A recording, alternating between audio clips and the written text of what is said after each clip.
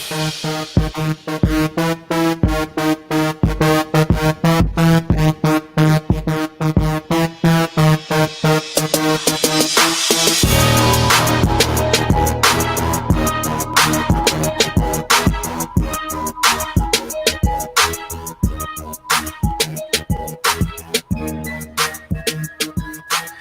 everyone, and welcome to another episode of Podnutz Pro. I am your host, Marvin B., coming at you, as per usual, from Fort Lauderdale, Florida, where, again, today, it was hot.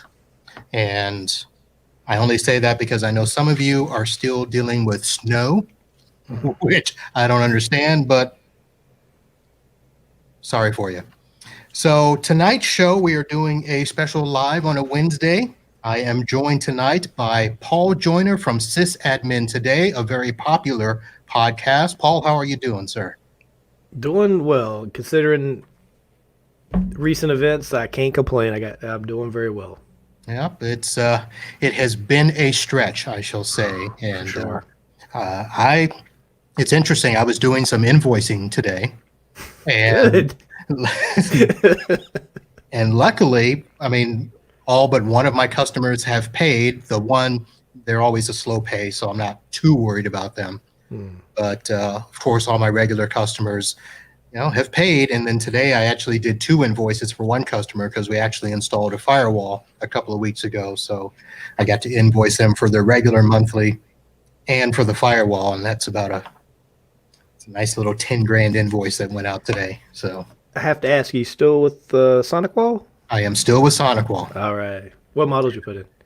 This one was a TZ600. Okay. All right. Yeah, it's about 30 users, but they've got all their stuff. They got their Office 365. They're a medical office, so their EHR program is in the cloud. They've got about 35 iPads that they run around the office with. So I've got 5 Ruckus access points, and they are uploading pictures and stuff all day long. So not bad, yeah. TZ600 was about right for them. And not bad. And then I did it with 6 years of the comprehensive security suite. So did they have a promo going on? I remember years past that sometimes they'll give you buy 3 years, you get 1 year free or something like that. Well, what we did is I did an upgrade this time. So I got the appliance for a little less price, and then it was a 3-year bundle, and then I purchased another 3 years for the security suite. Yeah, SonicWall used to be always pretty good about that. I mean, their upgrade prices, it was a pretty substantial discount if you're upgrading a previous appliance. That SKU was pretty nice. Yeah, so I try to do that as much as possible now. And now I am, to be fair, I am evaluating other firewalls. I don't know if you heard my show about a month, maybe 6 weeks ago with up-level systems. So, well, I haven't, but I am behind on like all my podcasts. I am like probably 3 months behind right now, but I'm catching up a little bit because I've been playing it as I work. Yeah. So I can kind of keep up with it, but it's been so crazy at work I can't even concentrate on the white noise. As long as you said you're behind on all podcasts. All podcasts, not just yours. It's most people are behind on just mine for some reason I don't understand. No, you're actually up there on my list. So yeah. So I've got an up-level systems appliance that's sitting on my bench, and I am actually waiting to do a little merry-go-round, or what is it, the musical chairs with my firewalls. I'm actually going to do a swap out of a phone system because I've got the phone system I've got a box in front of my firewall, so I got to switch the phone system out so I can get rid of the box, and then I can put the up-level firewall in and actually run it in full mode so I can see how it works for me and see how that goes. So are you looking to evaluate just because you're just curious, or is there something SonicWall that's a little lacking for you that you're trying to see if there's a better fit? So I'll be honest, I really don't want to switch from SonicWall, but I've got to keep my ears and eyes open and pay attention to what's out there. And UpLevel was referred to me through Freedom Voice. Okay. And they actually today just announced their official partnership. They're doing some collaboration, and I didn't pay attention through the whole webinar, but it's there. But it's an all-in-one appliance for smaller offices. So it's not just your firewall. It also has a built-in NAS drive if you want to store files. It will do easy VPN setups. It has Wi-Fi connectors, so you can do like the Sonic points for Sonic Wall. It's got doesn't have PoE in it, but it's got 8 ports, so you can actually run a real small network off of the firewall itself. There's some other features in there too, so it's one of those all-in-one appliances. And for the smaller offices, I'm thinking, well, let me take a look and see how it does. And I don't know what the pricing is per month. I haven't looked at that yet, but that's the model that everybody's been going to. So interesting. Yeah. Yeah, well, it's always good to see what's out, especially if a competitor, if you're bidding against a competitor, they're using that product. It's at least you know pros and cons to combat why yours is better or something like that. Yeah. I mean, I always have, with the other firewall I looked at was the Arachnus brand out of Snap AV.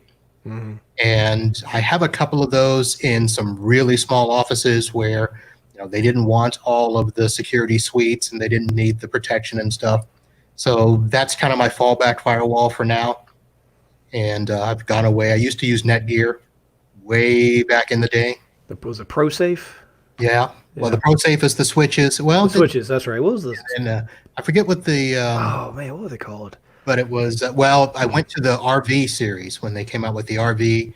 It was an RV 042 and an RV 082. Gotcha. And I did those when I was doing the dual WANs, and but then I kind of bumped up my services and went all Sonic Wall. Gotcha. Well, I've always been a proponent of standardizing, so yeah, and it's a solid product. I mean, you're not gonna really go wrong with Sonic Wall. They're highly supported, and they're a good product. Yep. So let me do one thing before we forget, and I did not bring my glasses, so this is going to be fun. Uh-oh. And yes, we're live, so I can't pause it and go run around. But I wanted to do this because I got an email, and well, not just me, lots of people got an email yesterday from Bradley Gross. And for those of you that have listened to this show for a while, Bradley is a MSP-specific attorney. Even though his office is here in Florida, Bradley pretty much is all over the country. He's at all the events at ASCII and CompTIA and all the big stuff. And he deals with MSP-specific contracts and agreements. Basically, the managed services or the MSA, the major service agreement, and all of that stuff. But he put out an email that he wanted to bring to everyone's attention that we have seen an exponential increase in the number of matters involving MSPs that are entirely unprepared to handle the unique situations caused by the coronavirus pandemic. For example, MSP customers are demanding new services to accommodate work from home situations, even though their contracts don't cover those services. And they're threatening lawsuits if they don't get what they want. We've also seen MSP customers demand reductions and even waivers of monthly recurring fees, and the MSPs have no idea whether their contracts protect them or not. So he goes on, and it's a full, long email. But bottom line is, I do know that this is happening. I know that a lot of the techs that I've talked to, I shouldn't say a lot, but some of the techs that I've talked to have said that their customers have said, hey, look, can you reduce our monthly? And some MSPs or some IT professionals are doing it, some are not. They're taking it month by month. I haven't had that happen, and I don't even know if they're going to. I hope they don't, but I haven't had that happen. So what Bradley is doing is he is offering an audit program called the Coronavirus Audit, which includes a complimentary audit and consultation. The audit covers your company's internal documents like its employment agreements, handbooks, incident response plans, to make sure that it doesn't incur extra liability due to this pandemic. So I will have a link in the show notes to this. If you have Bradley's email, You can email him. You can also email his paralegal, Sean at bradleygross.com. I'll put his phone number on the show notes as well. But this is something that if you are dealing with customers that are giving you grief during this and you have contracts in place and you're not sure if your contract will cover you, give Bradley a call and see if he can't take care of that for you there. So that's something I don't think you have to deal with anymore. You're not at your new place. You're just dealing with the one place, right? Yeah, and we're very fortunate. We're a company that's spread out across the entire continental United States. Actually, we even got some folks in Hawaii that work remotely. And so we're basically a remote company anyway. We do other traditional brick and mortars, but the biggest thing for us is we had the horsepower to handle even the additional workloads, like some of our call centers split to working from home and, different type of shift work that everybody's adjusting to this pandemic. But a lot of the stuff I've been hearing from just my own contacts, my own personal contacts I deal with, I still keep in touch with a lot of people. And what I've seen on some forums is that it's not that we can't give you remote access, is that we don't have the bandwidth or the horsepower in our firewall or our backend servers that are supporting these remote connections. We just can't support the throughput of 60% of the workforce being used at the same time or more or higher. And that's really where a lot of the hiccups I've been seeing are coming up. I just had a phone call this afternoon that a lady called and she wanted to know if I could tell if the slowness was at the office or at her home. And I'm like, not really. Yeah. You don't want to pay me to come out there and hook up stuff and try to figure out. And, it was a small office. And I know I'm going to be like our governor here. So we got a lot of retirees down here. Yeah. And I know that they're in associations where they're not paying for the best bandwidth. So I already know that from her house, she's probably got the lowest broadband plan that there is. And it's probably a shared connection throughout their neighborhood. And if they're all home playing canasta online, it's going to be slow. Yeah, unless you're one of the lucky few that can get Fios or Google or one of these very niche areas of the country that can get these direct connections for consumer or residential services. It's everybody's on share, and we've seen huge differences. Now, I've actually seen my own self. I saw, because I'm on just a regular cable internet through Spectrum, and I saw definitely some degradation in the quality of the connection. Not to the point where it was like I can't get what I need, but you could just tell. Right. But it's slowly kind of gotten back to normal, because you can tell the ISPs are they've probably been just buying hardware and ramping things up and handling the loads and the load balancing and all that. But it's definitely gotten better for me. Yeah. Well, I haven't noticed much, although I did put out a call to AT&T yesterday. So, just to remind you, so my office is 1,000 feet from my house, so I'm basically 2 blocks away. Mm-hmm. So at my house, I can get fiber. Oh, I remember this. Yeah, I remember At my office, the podcast. So AT&T's been sending out these letters and emails saying that, we've just upgraded service in your area and we'd like to do a presentation and get you to upgrade. And I know they're lying. Sorry, AT&T, but you do. And so I went to the little qualifier page, put in my address, and of course, they don't tell you anything. It's like, oh, somebody will call you back. Right. And so I did that yesterday. They called today, and the girl was nice. She's like, hey, just calling to see if, anybody's contacted you yet. I mean, no. But if you want to qualify my address, I'll be happy to talk to you about an upgrade. So I give her the address. She puts it in, and it takes her like 5 minutes to do this. And she keeps coming back, just a minute longer. I'm checking. I'm like, I know you're not going to find anything. So she comes back to say, we do have service, but it looks like you only qualify for 1.5 meg. What? What? She said, and it looks like that's called DSL. And I'm like, you don't even know what it's called? It looks like it's called DSL. Wow. So I'm like, oh, so yeah, no fiber here at the office. I've got whatever Comcast can bring me. That's it. You almost should get like a Ubiquity and connect to a point to point from your house to your office. Might be better. I'm not But sure I if you think can the max I can get is 100 up and 100 down. So if it was get. 300 up and down, I would probably consider it. I remember like 5 years ago, 100 up and down was like, oh my god, that's amazing. Now it's like that's like basic. You You only got 100. You can't afford it? What's wrong with you? You must live out in the boonies. Yeah. All right. So let's see. What do we have to talk about tonight? I know that, so you're still putting out your shows, Yes. and I had a couple of notes on some of them. And oh, it's funny because you did a show. What number was it? I'm up to 475. Something I'm up to 75. The workstation was my last one. Yeah. the workstation was the last one. Okay, Yeah. then it must have been before that, the one where cutting IT expenses. Yeah. Yeah. So that was interesting. And what prompted you to do that?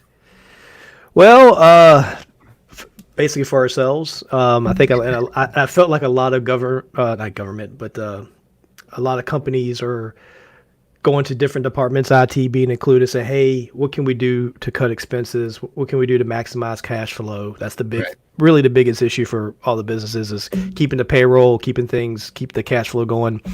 And I figured that's something that could be relatable today, especially now. Of course, even without the pandemic, it's good to trim as much fat and keep yourself lean. And I thought this would be just a good opportunity just to bring up some items. Well, it was a good show, and I think a lot of, most of my listeners either have a shop, or they're solo techs or they're MSPs, and so I'm sure there was a lot of people that were looking to reduce costs and short of, dropping an RMM program, to find the cheapest stuff. But, I couldn't do that. I'm at a point where, like I said, the good thing is my customers are still paying. That helps a lot. But I just don't want to go through the hassle of trying to make changes in the middle of all this. Yeah, and a lot of it too is just it really just related at different levels. But obviously that was something, because we have an RMM platform on top of group policy, and we have our a pay for ticketing system and all that sort of stuff. And we're like, okay, these are core components. We got to keep these. Yeah, right. We can't get rid of this. It is too much time, effort involved that got into implementing these systems. We use these every day to keep ourselves on track and on pace and be able to solve problems as quick as possible. But there are some things, do we really need this and that, or can we? Well, the good fine tune. Yeah, some of the things that you mentioned, spinning down unused, virtual servers. Yeah. Which, that could be a huge savings. And even if you don't spin them down all the time, maybe you only spin them up during work hours, spin them down at night, reduce the amount of hours that they're available or something like that. So that's a good idea. Yeah, especially if you're if you're a company that's developing software, you're developing SaaS solutions, and I have some contacts with that, and that's it seems like the dev side of things gets forgotten about, or because you're working you're spinning stuff up, you're spinning them down, especially with containerization, you're spinning stuff up and down all the time, and you get like with me, I'm not sure about you, but I get so hyper focused, and sometimes you're just oblivious of some things unless you take really good notes, right. Or give you some reminders, and really focusing on those dev environments and just turn things down. Or even if you have a couple servers that you're now a 24-hour operation and you just need to, maybe we'll keep our domain controller spun up, but maybe our RDS server farm can shut down, and then you can schedule those things to start booting up at 7:30 in the morning. Right. And that will save you a substantial amount of money, especially whether you're AWS or Amazon, Google, it doesn't matter. It'll save you a lot of money doing that. Yeah. All right. And what else did I? So, you mentioned going through all your auto renewals, so all the subscriptions and stuff. I can tell you, I did that. Of course, my subscriptions I went to were all stuff like, Netflix and Hulu. all the personal stuff. Well, I have it at the office, and I'm like, okay, I don't really need to have that stuff at the office right now. So some of them I bumped down to a lower plan, and I dropped a couple of professional subscriptions, memberships to websites and stuff. And I'm like, well, I don't really need that right now. So I did do some of that stuff, and it's a couple $100 here and there. Yeah, it can. All this, and some things you get auto renewed, you don't even realize. Like maybe you buy a tool, like you got an admin tool, Yeah. and you basically prepaid for the year, essentially written software nowadays, and you just forget about it. Maybe you didn't use it, you didn't like it, or it just wasn't fit for you, and all of a sudden, boom, all of a sudden you get a renewal on your credit card, and those things are the ones that kind of creep up on you, and you just forget about. Yeah. So a lot of these things you were drawing from your own personal work. So you got a new job a few months ago. Yep, November. Yep, started November. Some 6 months ago. I know it goes quick, it goes stupid fast. Yeah, and I know I asked you before we started, how do you like it and stuff? So how's it been going now that you've been there a while? It's been fantastic. It's something no regrets whatsoever switching. And it's, of course, with me, I was able to hit the ground running because it was essentially a customer I was serving for over a decade, and I built the entire system. So I was able to just roll right in, and it's been it's been a great fit for them. It's been a great fit for me, and so far so good. But I have to say, my brain, I'm still rebooting my brain. When you're speaking to the choir here. In MSP world, it's probably the most fast paced, especially here, a lot of customers and a lot of demand and a lot of systems that you're responsible for. It's like my brain I could never relax mentally. Right. And I know it physically aged me. It really did. For my wife, I use the analogy because my wife is a registered nurse. And hospital nursing is probably the most intense. If you're in ER or you're working on you're just in a hospital and you're working on the floors and you're dealing with very sick patients, that's pretty intense, ICU, all that sort of thing. To me, that's what I think at MSP level is. That's probably one of the most intense computer-related jobs that you're doing when you're servicing so much. Even with all the automation and all the planning and you got everything in place in the world to keep you as on task and organized as possible, but at the same time, there's so much pressure, a lot of high pressure, and I didn't even realize it got to me until I stepped away because I wasn't even looking for this job. It just happened. It was just one of those circumstances. Right. But once I got in, it was really tough to mentally saying, okay, I could just focus on this. And I can actually go back to researching and developing and learning and coming across new systems. And I don't want to paint the wrong picture for MSP. I don't want to say that. But at the responsibility that I was at, it was mentally fatiguing, and I'm still kind of detoxing from it even after all this time. I can certainly relate. I mean, it's something where, even if you do try to, focus your energy in one place, one phone call, yeah, exactly, turn it around. You turn your week around, Yeah. If it's that type of call. It's intense. So, but you learn a lot. I mean, you'll really stay on top of things. Yeah. So we're going to go way off track here because since you said your wife is an RN, I don't, without trying to get too, into the coronavirus, is she, on the front lines during this time? No, very fortunate because I have young children. When we had our twins, she basically stayed home and cared for them for the first 6 years. And now when she went back to the nursing field, she wanted to be a school nurse. So now she's home with the kids because their schools are at home. But of course, school nursing, even though it's its own demands and what's what, it's compared to say being at the hospital is just a different animal. But yeah, like I said, I was already adjusted working home. I was started 1st of November, then everything kind of hit around late February or early March when stuff started shutting down. So I was already kind of acclimated pretty good. And then my wife, she was home with the kids. So we were, like I said, we're very, very fortunate compared to a lot of families that are struggling trying to work, kids, balance, being home. It's crazy. Okay. All right. Well, that's good. Like I said, I had to come from a different perspective because my wife was in the hospital right as coronavirus was ramping up down here. And That's she actually got out. The day she got out was the day they started panicking about toilet paper down here.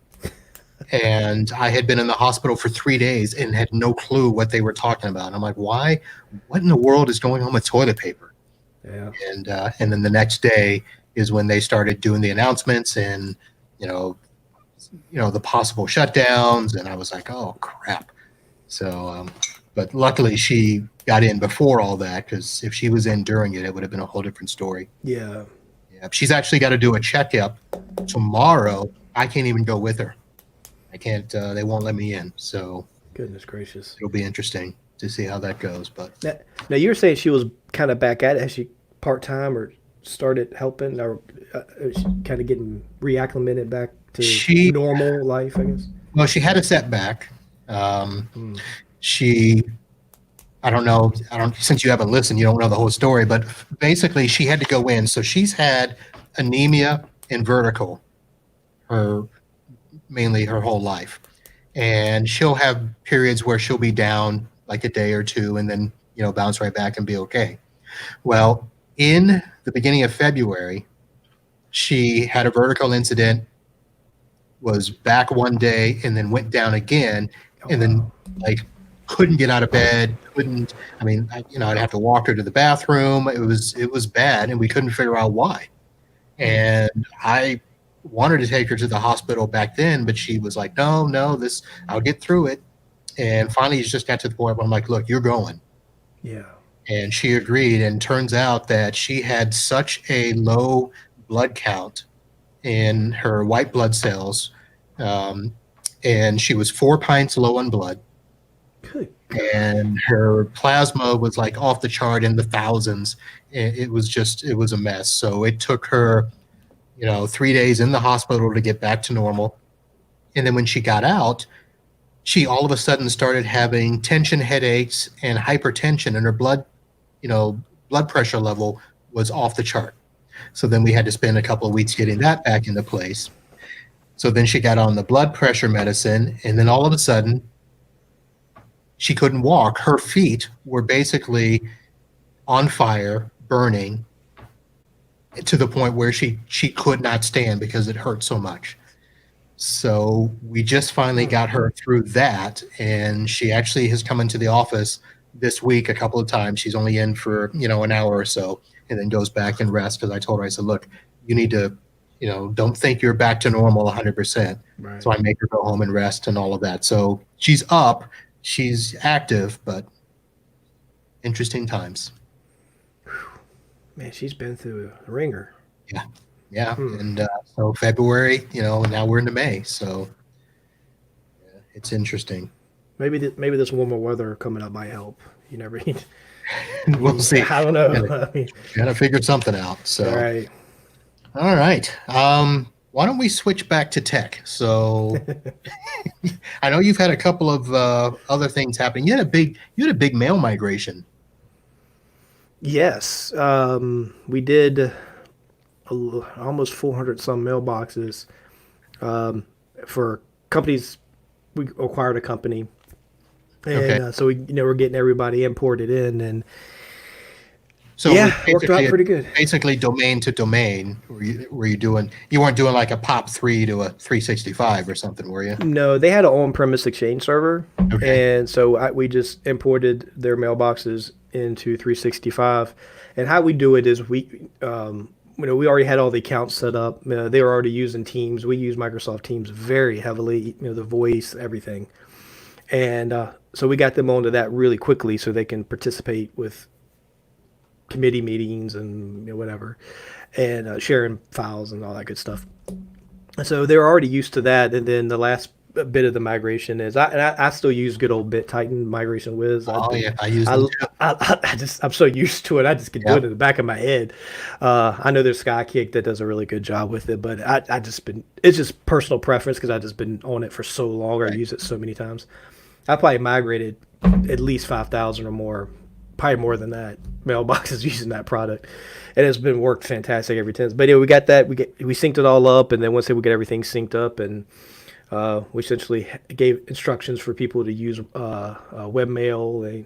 So we actually have like a video library that we've made that we send out, just like a personalized how to, and that's Okay. worked out really, really well. And we seem to get good feedback from that. And but talk about cost savings. One thing we realized is not everybody needs an E3 license. There's a lot of depending on what your roles are. You can live on the web. Okay. If you need, you can use your webmail for everything. You get to SharePoint, you get to OneDrive. You can do whatever it is you need to do for that, and just doing that alone, cutting probably 60%, maybe no, I'll say about half, by about 50% from E3 to E1. I mean, that saved a substantial amount of money. Right. So you wouldn't, well, I guess if you're going to live them on the web and they still have access to the Word and Excel and stuff, the E1 would be fine.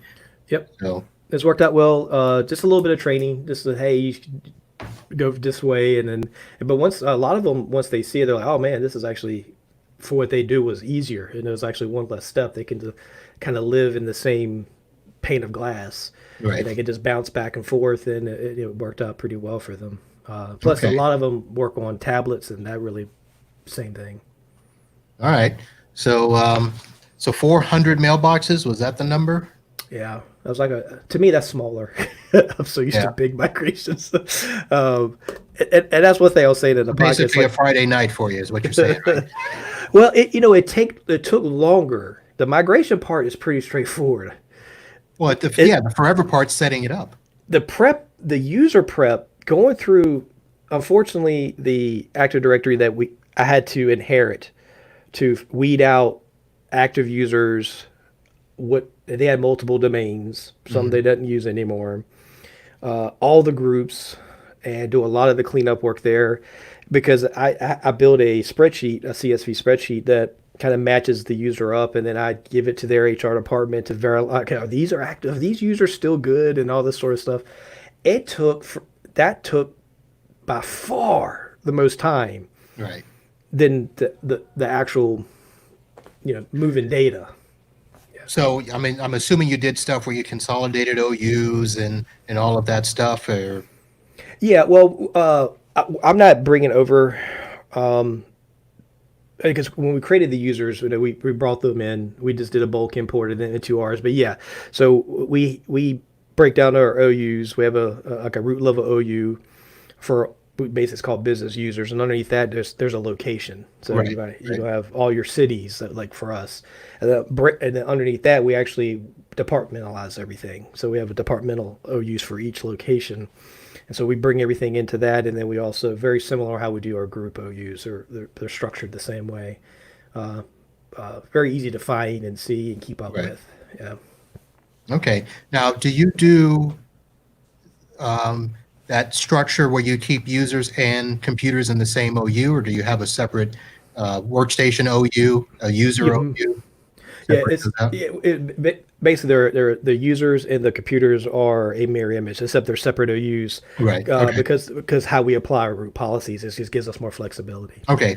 Good. I do that as well, but I've run across some people that they dump users and computers in the same OU, and I'm like, oh, because Well, then you got to specify a computer policy for, or a user policy, and then double check to see that they're not conflicting and stuff.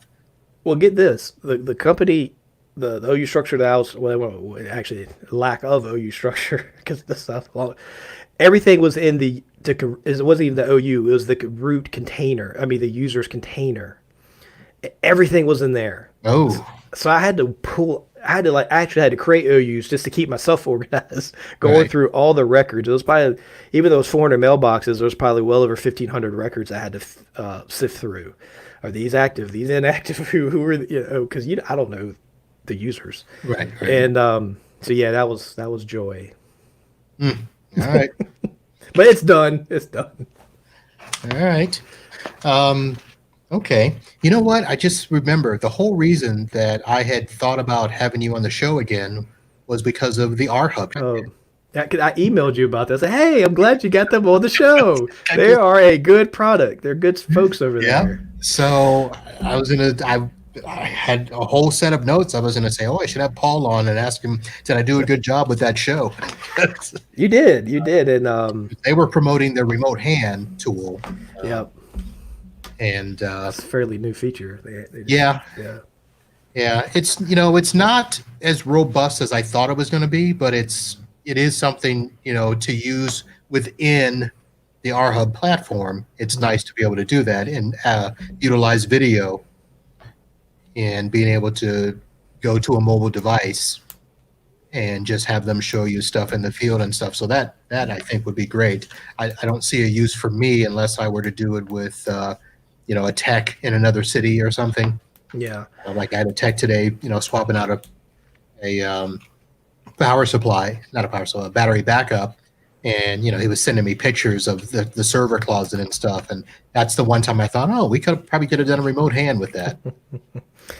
Well, the first thing I thought of about it and is in my previous when I was with a MSP company is we had some schools and we actually had some schools that use the R Hub for we're actually we're start to do the proof of concept where for remote learning, say a kid was out for maybe they broke their leg and they couldn't get in for weeks on end or something. How can we still service that child to get instruction in the classroom and this we were starting to pull this up and some of the cameras that would actually follow when it was voice activated, so when it heard a kid talking it would actually go to the kid and it go that route. So we're getting some really really close on a lot of things and that's why I left. So, You didn't get to see that one. but the remote hand, I thought that I was like, man, that would actually be quite nice feature Right. in that environment.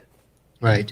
Now, when we talked before, you were using it where you had companies that were using it for video conferencing back and forth. Did you have anybody that they were using it for internal remote support?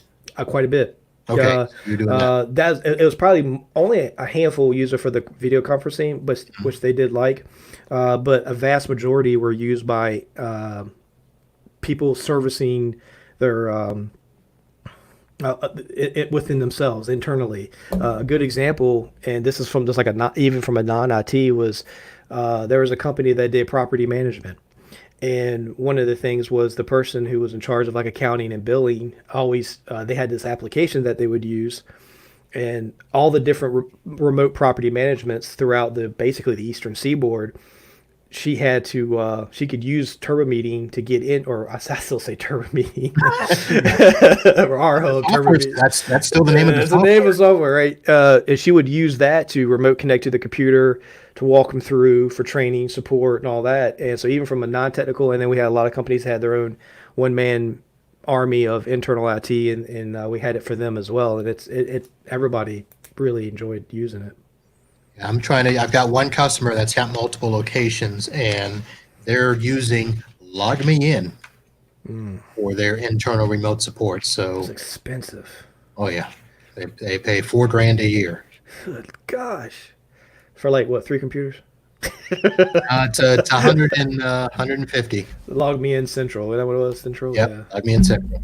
It used to be affordable at one point. Then they just went ballistics on the price. Yeah, and they've made it too where they've actually done away with their lower tier plans. Because I actually had them at $19.99 a couple of years ago, and then they said, "Well, we're not doing that." So they're basically pushing everything up. And I don't know what they're doing. They're trying to compete with an RMM because now they've added, updating and patching and a whole bunch of other stuff. Antivirus they're trying to put in there, and Oh, I know about AV. That's yeah. I mean, if from an internal perspective, it's not a bad plan, but the program is just so clunky. Yeah. To me, they dropped the ball on so many things. If they would have made some different decisions, maybe polish up the interface a little bit, they could be by far the leader in this segment. But I think they're almost a bad rap. It's like when I hear log me in, I'm like, oh, that's what all the hackers and scammers use nowadays. That's my first thought. Right. Honestly, it used to be like, oh yeah, that was pretty cool little but now it's like, nah, it's just I don't even be associated with something that's scammer related. Yeah. But that's just me. Yeah. Well, there's a bunch of them out there. What was the other one? There was Log Me In and I'll remember it tomorrow. That I had somebody who was trying to do remote support for one of my medical offices. Like TeamViewer, No, Splashtop. it was something, let's say like B root or something. I don't know. Oh, okay, It was one of those types of things. gotcha.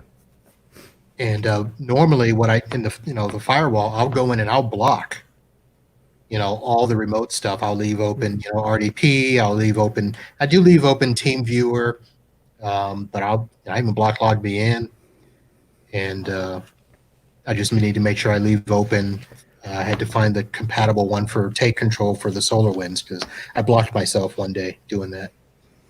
Have you been kind of a little bit different, but as far as like Zoom and all the security you've been hearing about that, have you been advising your customers, hey, let's move off to use our hub or sell them that or Well, something along those lines? a lot of my customers, so they don't really use a lot of video stuff. So my Okay. attorneys, they're at the mercy of whatever the courts are saying. So a lot of them are using Zoom. Hmm. So it's not like I can advise, the courts to use something else. It'd be Right. nice. So I've only had to set up, just let them know that, hey, use whatever they have. I did, sell all my cameras. And, but for the ones that, like, for instance, when I do remote support for them, I don't, I can use the SolarWinds. I've got my R Hub as my backup. Mhm. And trying to think. You talk about your unattended for our hub, right? I'm doing, all my servers, I have their backup unattended through our hub. Understand? Got it. Yep. Yep. So that's a backup. And then any one-offs, or for instance, when we set up my customers needed to be set up for home remote access, Mhm. I used our hub to connect to their home systems to get them set up on the VPN. And so that was just a one-off there. Yeah. And pretty good. Yeah. I enjoyed the show, and I was chuckling, going, "Man, I remember when me and because I brought it up because I saw your like the first time we met, I think, and I saw your Right, right. homepage. I'm going, that looks just like you use our and you were so like, I can't believe he knows that. Like No nobody kidding. knows his product. I mean, I've had this thing since 2011, and everybody that I've mentioned it to, they're like, "What's that?" And I'm like, that it's awesome. and I don't even remember how I came across them. All I know is that I was looking to get off of Go-To-Assist is what I was using. That's exactly how we found it too. Really? Yeah, when I first started with them back in 2008, that's what we were using. We were using Go-To-Assist, and we just didn't like it. It was just at the time. I mean, of course, the cloud services are really just starting to get their Right. at that level, that spread of mass use, and the prices I think started going up around 2008, and we're like, it's got to be a better way. And then we did some research, and that's how we found it. And we're like, cool, we get to host it, so we're an appliance, Yep. and we never looked back, and it's constantly gotten better. I mean, they throw out updates and patches, and I remember one time what little bit of Macs we ever did, it was mainly for home user, and it was years and years ago, and the resolution just didn't do right. It just didn't work that well on Mac at this particular build. And then we gave them all the information. And I swear, like 2 days later, they patched it. It was out, and it worked flawlessly after that. And so they rapidly develop stuff for you. Yeah, they've been great, and actually, it's about time I should probably upgrade mine. I've had mine probably 5 years now. It's still going strong.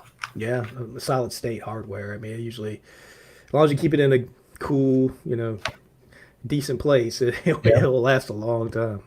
Yeah, I think the only thing I haven't done with it, because you can do the video with that as well, even on the remote appliance, if because you could at the time, because the one I got was just for remote only, so I didn't buy the one with the video conferencing and all that stuff. But you can still do it, even in the remote support session. And I scared a client doing that one time. Popping up, and they're like, "What is it?" I've been hacked. Call Marvin. I am Marvin. So that's good. And then they're getting into the streaming game. So that was I have one of their. It looks like it's a Raspberry Pi. It looks that small.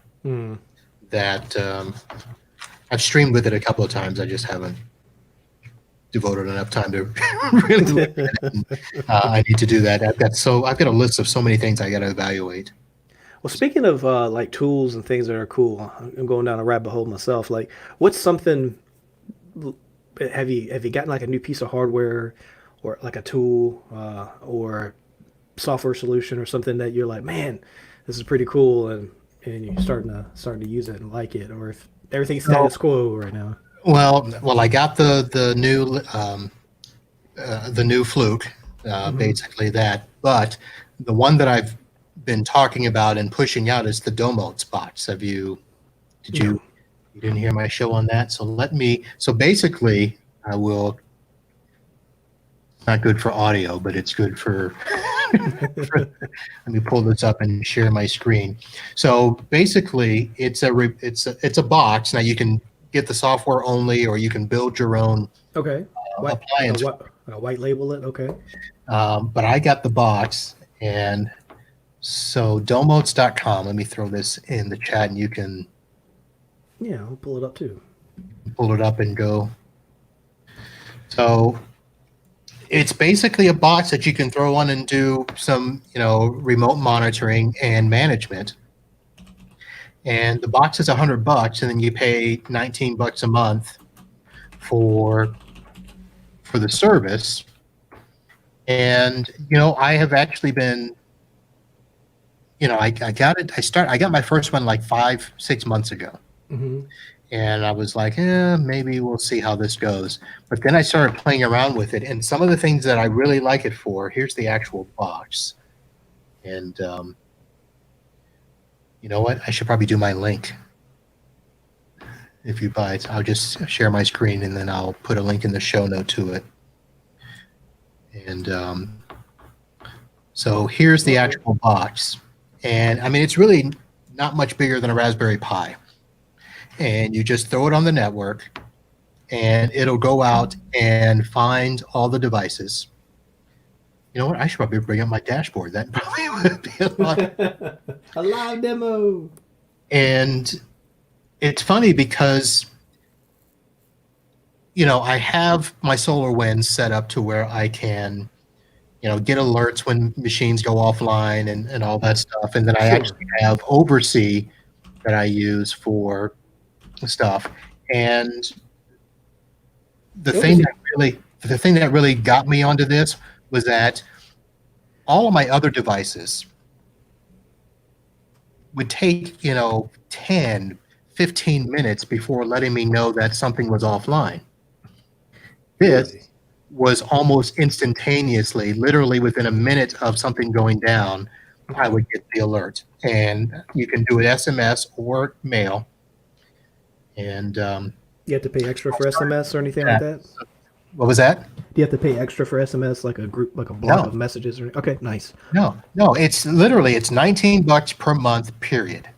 No other add-ins or add-ons. And then anytime they do upgrades, it's all included. So here's the ones I've gotten deployed. Very nice. I actually purchased 25 of them because I actually got them with my logo on it. Really? But I haven't been able to go out and I haven't been able to go to those places. I may just start mailing some and just say, hey, just hook this up and I'll do the rest, because you can do it remotely. So you're putting one of these per segment? One per site. Site, okay. What if a site was split into multiple VLANs? You need one per VLAN, or just? No, so there is a way that you can actually monitor multiple VLANs. Mm-hmm. I just haven't set it up yet because I've been just playing with the flat networks. I want to get that squared away first. Gotcha. But it'll go up. Well, yeah. So obviously you can see all your devices, and it will identify a lot of them by name Some you have to go in and do yourself, and it'll give you pretty much all the information you needed. This is a branch office here. So here's the histories. It'll tell me when the device went up and when it went down. This one's offline.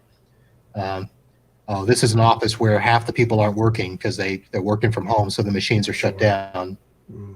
But it segregates them into types and categories and models. But so the first thing that got me hooked was the fact that the alerts were almost immediate.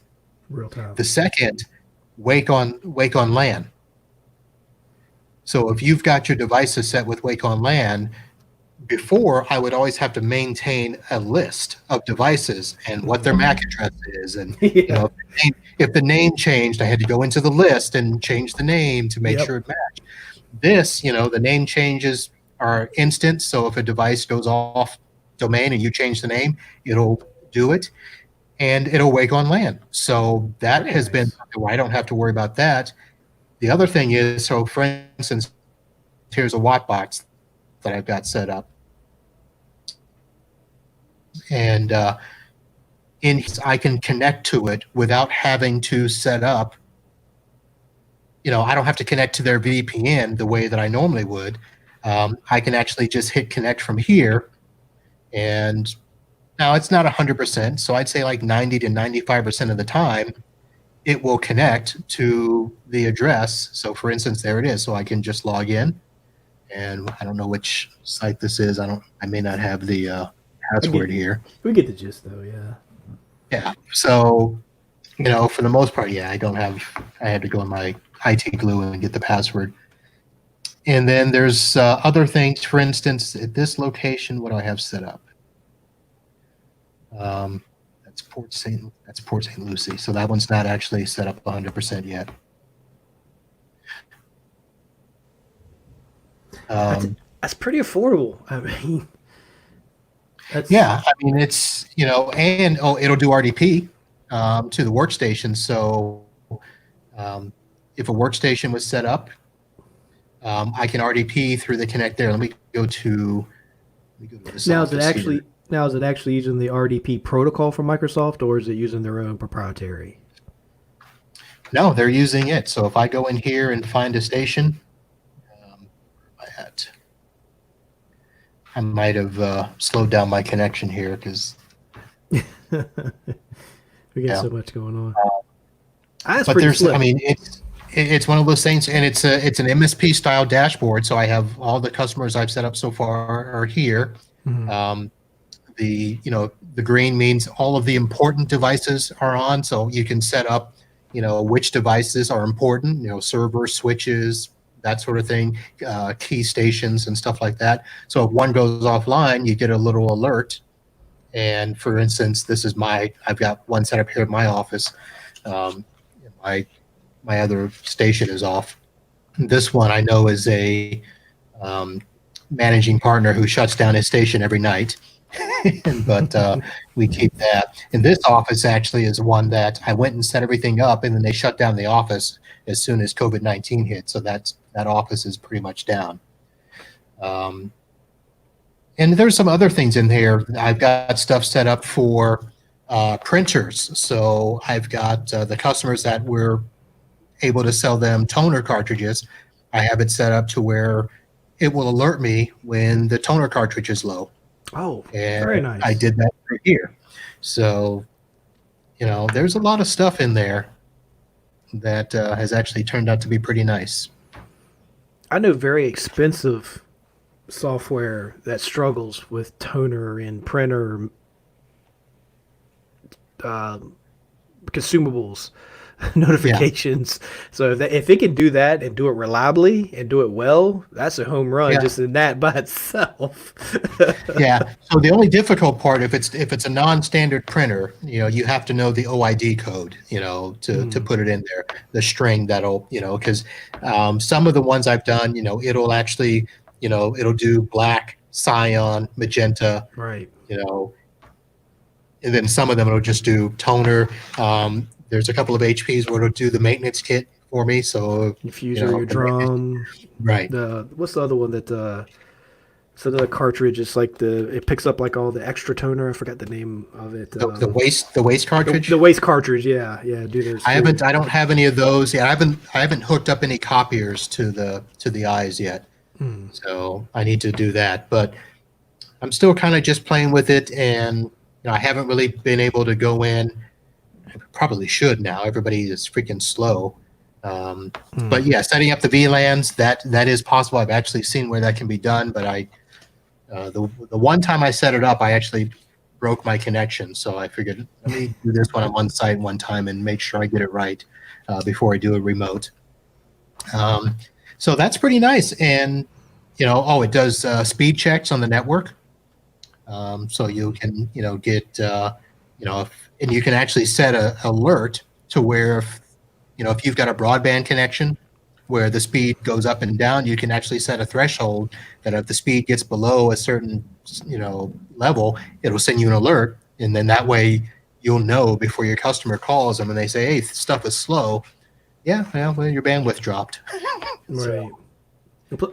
Maybe for like drop packets and your latency and all right. that as well, yeah. Yeah. There's a thing that they're working on that will do a security check. So that I'm waiting to see some more stuff where to do port scanning and kind of do a security check for you. So if you got a customer that needs to have that done, this will do it as well. And this is something where they haven't quite fleshed out the IT side of it, because this was set up for, residential stuff for HVAC people and cameras things and all of this stuff where it'll, you can actually go into so I'm now thinking I may sell cameras, because with this program, you can actually get into a camera, and if it's a camera where you need to turn it and, follow a customer through a store to see if they're shoplifting or whatever. Right.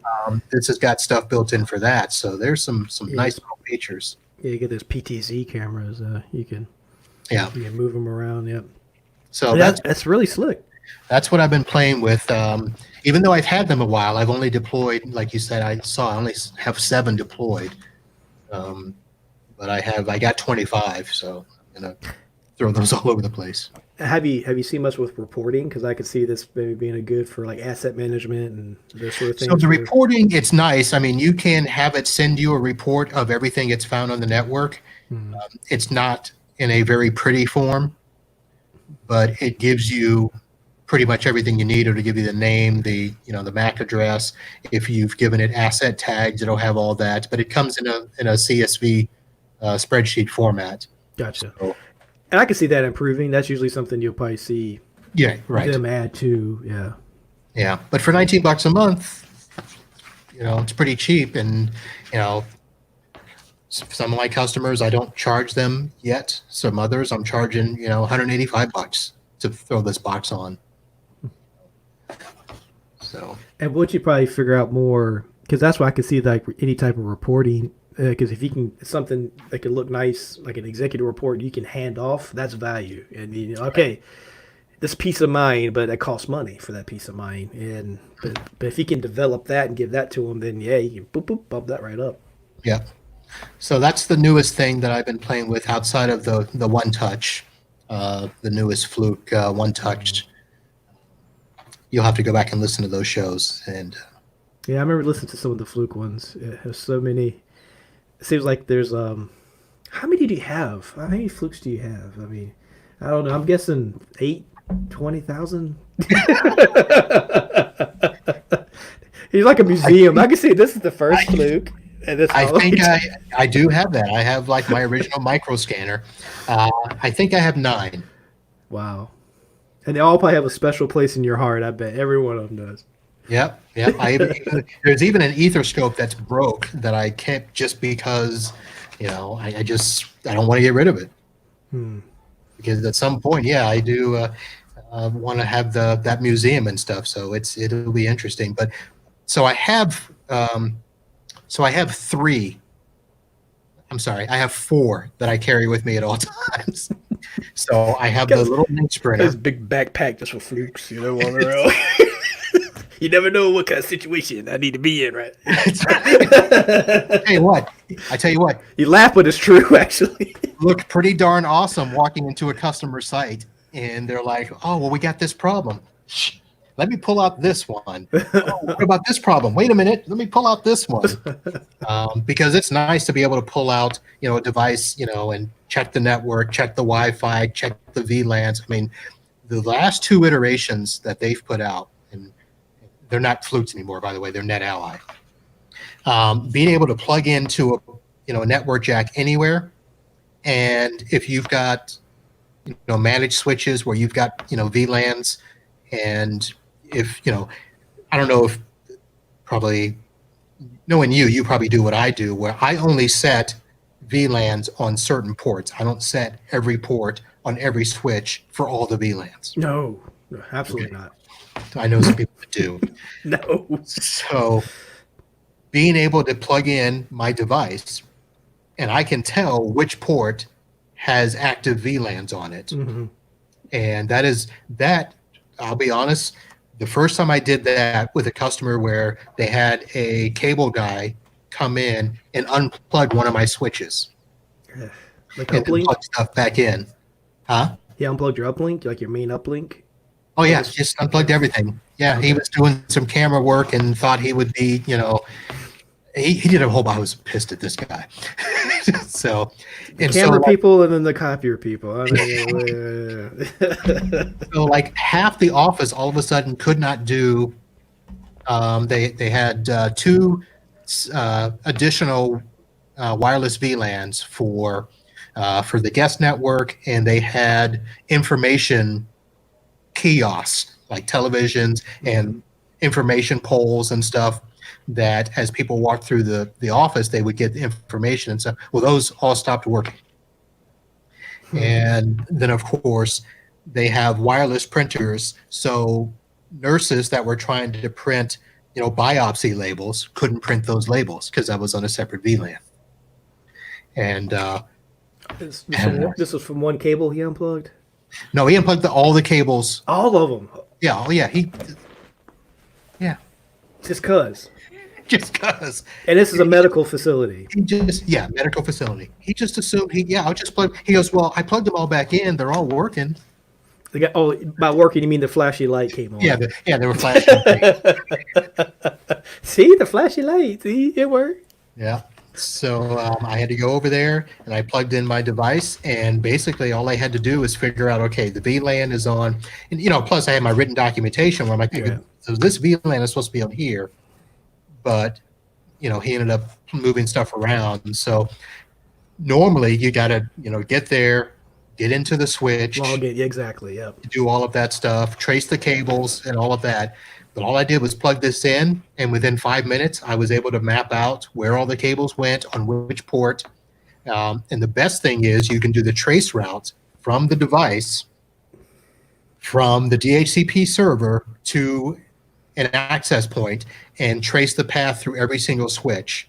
And it'll tell you, okay, well, from port 2 on the switch to port 4 on the switch to out. Okay, that is nice. Yeah. Yep. And then all I have to do is I just go in, okay, assign the VLAN to that port, the in out, and then to the second switch. Because in this customer, I've got some places where I've got them going through 3 switches, and being able to plug that in, and from one side of the office, seeing where the route goes to the other access. And I've got 5 access points in this customer, and like I said, the 3 wireless VLANs on those access points. So what's the most VLANs you have configured on a switched environment or a location? That's the one. It's 5. It's actually, I've got 2 VLANs on the physical network and then 3 on the Wi-Fi, the wireless network. Yeah, the most I ever came across, where I'm at now, is actually pretty straightforward. The only VLANs I really have are carved out in the main data center. But I remember I inherited a network, and this person who did it actually did a good job, but almost maybe, and some people might think it's overkill. Some people think this is the way you should do it anyway. But every single thing had a VLAN. Printers, their own VLAN, servers, and of course, typically would split your servers out, your own VLAN, Workstations were on your own VLAN. Um, there was multiple SSIDs, and each SSID was on its own separate VLAN, Right. regardless if it was using the same resources. What else did he have? The management network was on its own separate Okay. VLAN. What I mean by that, for like your switches, your iDRACs, and then Right. ILOs and all that, which that's actually really good too. Yep. I've seen a couple of those. And I'm trying to think. I couldn't really fault him for any of that, but there was one I think he split off I think he split like each, because there was like two schools, two Mhm. physical buildings, and each one of those were split inside of that. Like you had, like for instance, you had grades, so on and so forth, and inside your workstations that was further split. So then it got a little bit convoluted. I was like, okay, so we had to flatten a few of those out, but for the most part, that was. But I think it was because when I put in new switches, I think it was like 13 or 14 VLANs and all the different tags that we had to Wow. keep track of, and that was fun. 13. That's It was, just, I want to say it was 13 altogether. I mean, I did the 5 and I thought that was a bit much, except I didn't do it. I didn't have a management VLAN. So I've got, the physical VLAN for the workstations, servers and stuff. I've got the phones on a separate Yeah, phones definitely. Yeah, that was another one I forgot. Yeah, the voice VLAN. Duh. and then the 3 wireless SSIDs. So, Yeah. But yeah, here's the thing. So how much of that is truly being secure and how much of that is just showing off?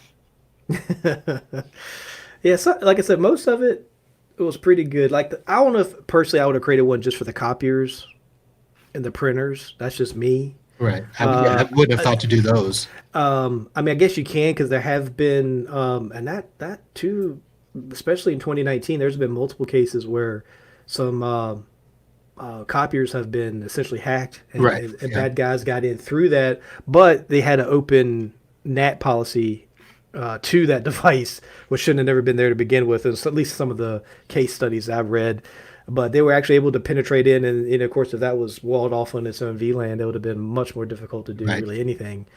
But it's how far you want to, I guess, really want to take it. I don't know. Do you normally do printers on a separate VLAN? I don't know. Okay. No. Yeah, printers, copiers, faxes, all your multi devices. Now we do say, because we have, like if you want to think of like BYOD and those sort of things. Of course, those are on their own separate Right. VLANs.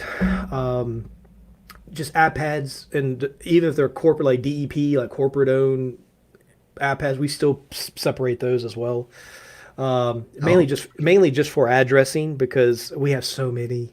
Okay. In some locations we break that 254, Class C architecture. So we have personally we use Class A through all of our private IP addressing, and Okay. and that gives you a lot more flexibility. You can carve things out really easily. So when you need to, so if you have to take a group of IPs or segment, and you want to give those to, say, like all your iPads and people's phones and those sort of things, we can easily do that, and they're all segmented, because there's nothing on those iPads or nothing on mobile devices, at least for our, that need actual direct access to a network resource. Everything is accessible via a web browser or cloud-based service of that magnitude. Right. So I think we got some Yahoo joining the chat. So Who's Yahoo? I don't know, somebody who all they did was come in and write the words lame, and so Oh goodness. block them. Only thing well, at least in this Steam yard, I don't think I see live comments and private chat. I don't really see much of anything else. Yeah, they're in the live comments. So. But, Oh, okay, okay. I think you just. Yeah, I see it now. yeah, so I just booted them. The power. Power of going live. Yep. So, all right. So, well, we've gone over an hour. So that's what happens when you just start chatting. And We fly. It always seems to do that when we get together, Marvin. It just flies by. yeah, Like, we did talk about like everything we wanted to talk about. Yeah. So. I don't know. Did we get everything? The only thing I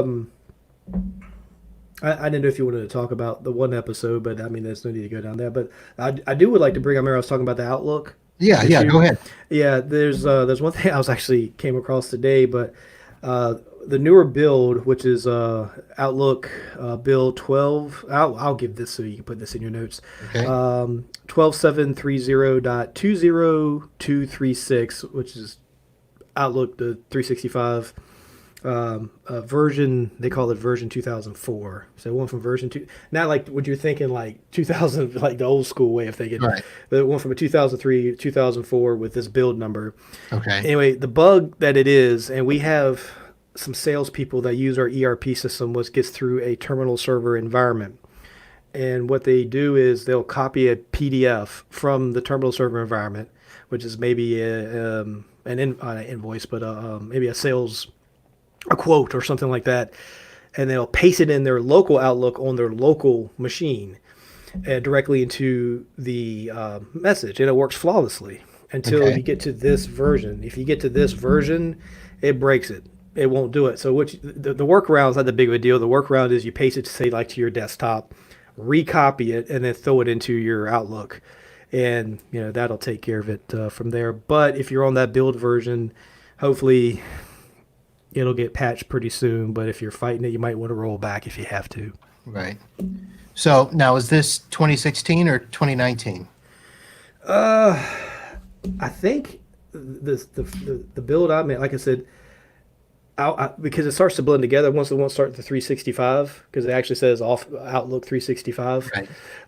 But I think it's still 2016, if I'm not Okay. mistaken. I think it still says 2016, and then this version that I just mentioned. Okay. So I have a couple that just started doing the 2019, but I haven't heard any of those that are on 2016 say anything about this not being able to copy and paste. Yeah, I'm gonna look at mine real quick. I could tell you real fast. 'Cause let's see, about. Yeah, that's the way. It didn't say 2016. But it's version 16.0. Oh, But okay. so I think 16.0. I think 16 is 2016. I think. But it'll say like Office 365 MSO, and then in parentheses it'll have that build number, Okay. and it is 64-bit too. All But I right. think it's either 132 and 64 both have the same issue that I've read about. All right. If you can throw that link in the private chat there, I'll copy that and we'll put that in the show note. Will do. All right. Okay. Well, I was going to ask you something about your workstation maintenance checklist, but we can save that for another show. And I was going to ask you about you had talked about something a few shows back. You were using Manage Engine, Yeah, back in the day. Yep. and I tried to use that and didn't like it. So I was going to ask you. I was going to ask you about that, but we'll save that for another day as well. I wonder what product, because they make so many. Some I don't like at all, and some I really like. Yeah. It just depends on what it is. Yeah. All right. All right. Well, Paul, I want to thank you very much. Let me say to the listeners, Paul Joyner is host of Sysadmin Today, which is a much more educational podcast than this one here. I learn a lot on your podcast, man. And so be sure to check that out. And Paul does a really good job of providing a lot of real world tips and experiences and stories that if you want to be a really good sysadmin, pay attention to Paul over at Sysadmin Today. Well, thank you, Marvin. Appreciate that. All right. And for all our stuff here, head over to podnutz.com and check out the show there. You'll see some other shows on the network. I am still working on finding a way to get some of the documentation that we've gotten in the past and some of the links to all of the products that we talk about. I want to be like Paul and have a resource page up there where people can go and download stuff and link stuff there. So I will be working on that soon. So be looking forward to that. If you have any questions, comments, show suggestions, or you'd like to be a guest, email me, marvin@podnutz.com, and I will respond, and I will look and listen at most of your suggestions if they're within reason, and we'll get you on the show if you want to be a guest here. And that's going to do it for this episode. Thank you again to Paul Joyner, sysadmin today, and we'll see you all next time. And until then, holla.